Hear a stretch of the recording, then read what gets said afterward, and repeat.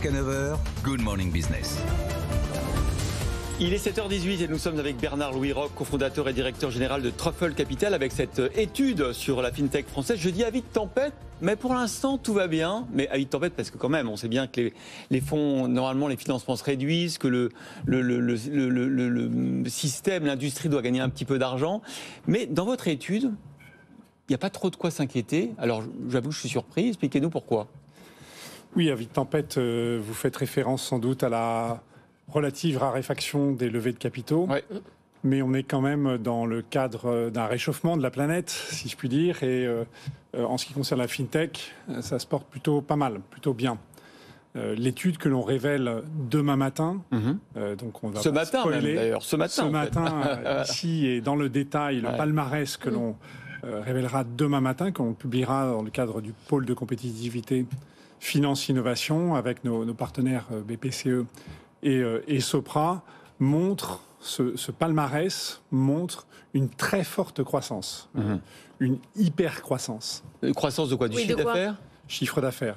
Parce que les levées de fonds, on est quand même à moins 63% en 2022, donc il y a quand même quelque chose qui se passe. C'est vrai. Je pense qu'il y a eu probablement des levées de fonds disproportionnées l'année précédente au regard de la taille de cette industrie. On a eu 3 milliards de levées de fonds en 2021, 1 milliard en 2022. 1 milliard, c'est pas mal. Sur les 100 premières sociétés, c'est moins que l'année précédente. Toutefois, ces levées de fonds se traduisent et se matérialisent dans le chiffre d'affaires. Donc on est en progression. Plus 69% en 2022. Absolument. Et si toutes les industries faisaient plus 69%, je pense qu'on aurait un paysage tout à fait différent. Mais quand même, c'est vrai que c'est vrai dans beaucoup de secteurs aussi. Il y a quand même moins de financement, vous l'avez dit, moins 63% l'an dernier. Sans doute cette année, ça sera aussi compliqué. Et donc en fait, la seule manière de survivre, c'est d'être rentable. Est-ce que ce secteur-là, qui a longtemps été chercher des clients, qui a longtemps été, qui était dans l'achat de parts de marché, est-ce qu'il commence à devenir plus rentable? Absolument. Je voudrais revenir à la genèse de ce secteur. Chez Truffle Capital, nous sommes un fonds d'investissement spécialisé sur les sociétés innovantes, la tech, que nous accompagnons, que nous développons depuis 20 ans. Et cela fait maintenant 7 ans que nous nous sommes focalisés pour la partie digitale sur la fintech. Pourquoi? Parce que concomitamment à un changement de régulation, où il n'y a plus de monopole des institutions financières pour un certain nombre de métiers, vous l'avez mentionné, le paiement, le crédit, les services financiers aux entreprises, la tech s'est engouffrée. L'intelligence artificielle, la blockchain, l'Internet des objets, etc. Et la disruption apportée par cette concomitance de la dérégulation et de la tech a permis à un certain nombre de startups qui aujourd'hui deviennent des scale-up de se développer fortement. Notamment en ayant accès à la data bancaire. Absolument. Notamment en ayant, avec l'open banking, la data, on utilise la data pour permettre un certain nombre d'applications. Que ce soit par exemple du scoring ou connaître l'identité des personnes qui se connectent. Bref, toutes ces applications nouvelles permettent aujourd'hui à la fintech de devenir un secteur à part entière. C'est 20% du capital risque en France, c'est 20% du capital risque dans le monde globalement. Donc c'est devenu un secteur majeur. C'était balbutiant il y a 7 ans. Donc c'est vrai qu'il y a eu un soubresaut après probablement un abus d'emballement en 2021, trop de levées. Aujourd'hui, moins de levées, mais ça se traduit, vous l'avez mentionné, dans une performance opérationnelle. On a changé de cycle, on a changé de... Maintenant, elles ont des tailles plus importantes, elles font du chiffre d'affaires. Est-ce que ça veut dire que, par exemple, dans les années à venir, elles sont amenées à être moins importantes dans le capital risque? On voit des investisseurs qui s'intéressent moins aux fintech, qui vont plus vers le vert. On voit Arkea qui vend les boîtes qu'ils avaient en portefeuille. Est-ce que l'âge d'or de la fintech en matière de capital risque est un peu passé?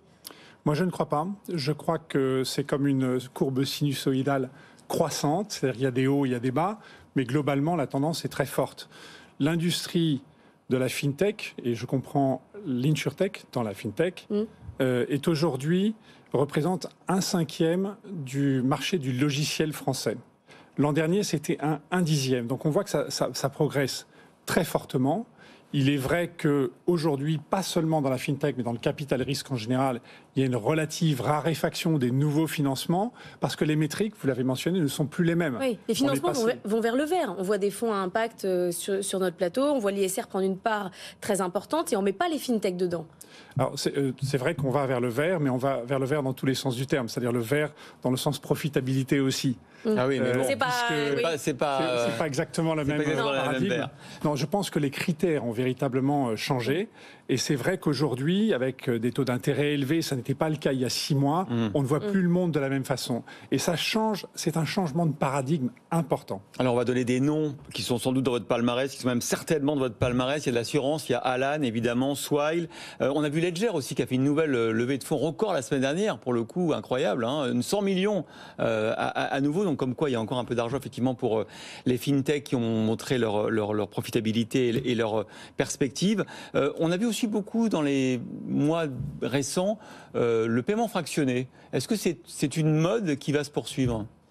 Alors, le paiement fractionné fait partie de l'industrie du paiement et effectivement, là encore, il y a probablement eu à un moment donné un afflux de capitaux disproportionné excessif au regard du développement du marché.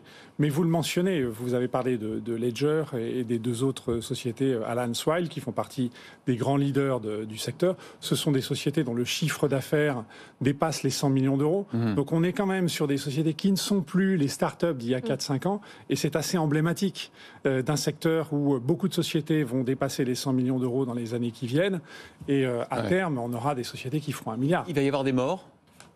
Il y aura des morts. Ouais. Effectivement, c'est tout dans toutes les industries. Il y a des gens qui restent sur le bord de la route et d'autres qui deviennent de grands gagnants. Et c'est quoi l'innovation que vous attendez là ? Ce qu'on ne voit pas venir après le paiement fractionné, c'est quoi en matière de fintech ? Alors, on voit beaucoup une poussée dans le monde du paiement. C'est ce que révèle à la fois notre deal flow chez Truffle Capital et aussi les résultats de l'étude, sans spoiler tous les détails. On voit quand même qu'il y a une montée en puissance de beaucoup d'acteurs autour du paiement. Le paiement s'insère partout, se diffuse partout dans les logiciels, dans les applications pour les utilisateurs. Sans avoir besoin de carte de paiement quelque part. C'est-à-dire, en fait, on peut payer directement avec je sais pas, avec son visage, avec son identité, sans avoir besoin de dégainer une carte bancaire. C'est ça l'idée ? Absolument. Et puis même quand vous recevrez une facture, vous aurez la possibilité de le payer dans la facture elle-même, sans avoir à passer par toute une série d'opérations parfois assez désagréables. Merci beaucoup Bernard-Louis Roch, cofondateur et directeur général de Truffle.